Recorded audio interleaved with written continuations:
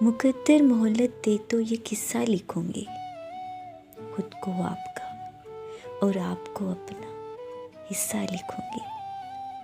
پہلے تو غلطی کا مطلب سمجھاؤں گی، پھر بے وفائی کو گناہ کبیرہ لکھوں گی۔ جہاں بات ہوگی پاکیزہ جذبوں کی، وہاں محبت کو پردہ اور عشق کو سجدہ لکھوں گی۔ سوال اٹھے گا جب دعا کی قبولیت پہ، تو یقین کے خانے میں معجزہ لکھوں گی۔ جن آنکھوں سے دیکھتے ہیں آپ مجھ کو، ان آنکھوں کے حسن پہ قصیدہ لکھوں گی۔ کوئی مجھ سے پوچھے اگر تعارف آپ کا، تو آپ کو خدا سے ملاقات کا وسیلہ لکھوں گی۔